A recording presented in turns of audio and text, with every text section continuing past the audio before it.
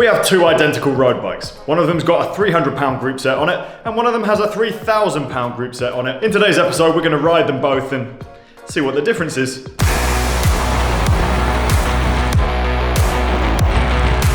When I say identical, I mean identical. We've got two brand new Scott Addict RCs with the same bar width, same handlebar tape, same wheels, same saddle, same tyres, same tubeless setup, same Fidlock magnetic bottle cages. Basically what you're saying is, they're the same. But are they? It's like we've got a cameraman. We've got a cameraman. He's not very good though, is he? Bike number one, 300-pound group set, there or thereabouts. This was bought from AliExpress. It's an L2 RX carbon road group set. Hydraulic brakes, mechanical shifting, but 12 speed. The crankset that we're using with this group set is a double and made by Senix, also an AliExpress brand, and is very affordable too. The chain that we're using is 12 speed, made by Yaban, and we've got a ZTTO cassette, which is 12 speed and super light. The other bike, 3,000-pound group set, all singing, all dancing, wireless SRAM red, hydraulic brakes, 12 speed. It has tiny little batteries that are attached to the mech so you can shift wirelessly. This is the most expensive group set that SRAM make. But is this going to be 10 times better than the group set on bike one? First up, let's weigh them. What I particularly love about this test is their complete built bikes, fluid, sealant, all the shebang. This is like the most accurate possible way that you could actually compare the weight of these two group sets. I want to do the SRAM red first, and I think we're going to be surprised at the much cheaper one. I'm rooting for the underdog. I'm always rooting for the underdog. SRAM red, bike number 2. Marginally over 7 kilos without pedals. Francis, what do you think the other one's going to weigh? 7.8. That's not bad. 7.42. 300-pound group set. That's phenomenal. I guess the caveat to this is bike weight is not important. Should we go and ride them outside? Yes! I honestly thought the shifting on this L2 group set, the cheaper one, when it was installed on my other bike, it was like 90% there. I thought that's just how it was. Whatever Nick has done when he installed it on this bike, it is now crisp. It really is good. We're gonna get run over by a van. Is it actually firing good? Yeah, really good.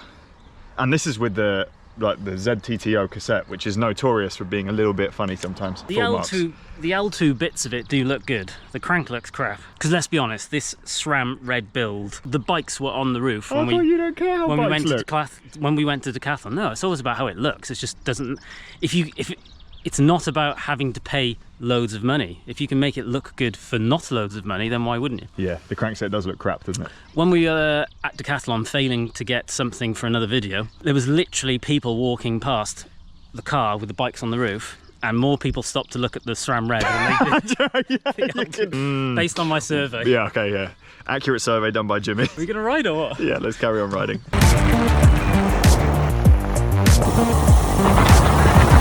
I realise this is a complete luxury item and it's not needed at all, but having electric gears, particularly the wireless ones, it is just convenient and really, really nice. So when you've got cold hands, you can press your buttons on your shifters really easily, particularly when you're riding in winter in the UK, your hands can literally lose feeling. And if you're using a mechanical group set and you're trying to shift and brake, it can be quite difficult at times. So having electric little buttons that you press, fantastic. The other thing that you're paying for with a group set like this is that it's wireless, so it's got little batteries on both of the mechs. They can be taken out and switched, so if you run out of battery on one of them, they can be switched over and you can get yourself home. It's all controlled by an app, which is really fancy. So that's where the money is going. There is, a decent amount of technology that's gone into these group sets. Another big difference between the two group sets, cable tension and having to trim the cables on the cheaper group set. Because it is mechanical, there's literally a cable that pulls when you press the shifter and pulls the gears into alignment. On the electric fancy one, there's none of that. It does it for you. It knows what gear it's in. So at the front, it can trim the front mech so it doesn't rub. You have to do that manually with mechanical group sets. So not exclusive to this one. Any cabled group set, there's gonna be some sort of trimming you're gonna have to stay on top of. It's quite hard work doing this up the hill, Jimmy. Another thing you've got to factor in with this is that the replacement parts are going to be so much cheaper. The Yaban chain on here, 12 speed, you can pick up a Yaban chain for about £20, whereas the SRAM bike, to replace that chain like for like, would be 50, 60 pounds. Same goes for the cassette and chain rings. If you wanted to upgrade those, it would be a lot cheaper than this bike as well. So all the consumables are cheaper. You could certainly add a little bit of weight to this bike by going for a more sturdy cassette on the back, because this ZTTO one does wear out very quickly, but it wouldn't be that much of a weight penalty. You're still going to have a very light bike at the end of it all.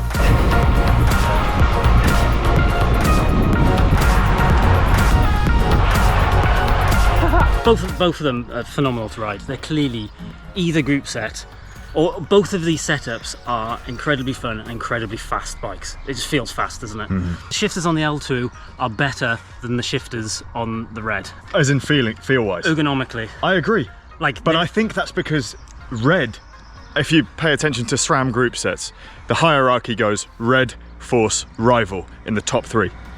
Red has yet to have an upgrade, and Rival and Force have both got smaller shifters now.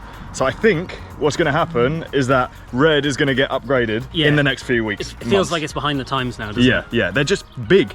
Like, they feel massive in your hands, and I think they're longer reach. Definitely. In terms of the shifting itself, the Red, it pisses all over the L2. It does, doesn't it? It really does. It just every time you press the button, it does exactly what you expect it to. Whereas with the L2, and I particularly find the thummy for dropping, like sometimes it goes once, sometimes it goes twice or 3 times. I find it's just not very accurate. The longer you use it, the better that would get. Of course. But certainly, squeezing, is it 4 shifts for the thumb? You can do 4 shifts in one big press. Yeah, 4. Ooh, there might have even been a 5th there. No, there's 4. Oh, now it's stuck. Oh, it's come back. Little things like that. It's not quite as precise as the Red, which was to be expected. The braking performance, same. Identical. Yeah, there's no real difference between that. Is the Red 10 times better? Surely not. Jimmy, I think it is mad how good that is. You could do a commute on that easy. You could do a club ride on that easy. You could race an elite race on that, absolutely no problem, as long as it was set up correctly. The Underdog, I'm so happy with how that performed. I absolutely categorically would always want the SRAM Red group set over the L2 one. However, it's £2,700 more expensive. It's not £2,700 better. Like, if you told me that the price difference between them was like 300 quid, I'd be like, okay, cool. Perhaps the lower end group sets are just a hell of a lot better than they perhaps have been historically. It doesn't feel like the gap is in line with the price, does it? Especially considering, what was it, 400 grams difference. But you're paying for stuff that's not strictly performance now. You're paying for convenience and like fanciness. So you'd be like, oh, look at my electric batteries that like plug in, and my app that has all this stuff on and information, and I can tune my shifters to be shift in different ways and things like that. That's what you're paying money for. And some people want that. But performance-wise, if that was your thing, both of these are great. I went for ages on mechanical gearing because I was like, I don't want electric. And one of the reasons I didn't want to move to electric shifting was that I was pretty certain that once I did, I would fall in love with it. And I would definitely say I have. Shifting on electric gears is just so much more, not enjoyable, it's just so much more simple. It just works every time without fail, and I always would want that now. Can I ride the L21 without any problems? Yeah, absolutely, but every now and again I'm going to have a whinge when I don't quite get the shift right and it starts clunking around at me. But does that matter? No. I still have mechanical shifting. It is really good. It's phenomenal, but I don't want it. But then I also don't want the Red. I don't want either of these group sets. I want something in the middle. That's what I want. I think this is once again in line with our theory that group set should be the last thing that you upgrade on a bike. Both of these bikes feel so similar, and it's wheels, frame set, components, how the things actually feel. The bit that we noticed the most was the contact points of the group set. So perhaps, choose a shifter that you like. That is the end of today's video. Let us know what you think and which group set you would choose in the comment section down below. It doesn't have to be one of these. What are you riding on your bike? Thank you for watching, and subscribe for more videos like this.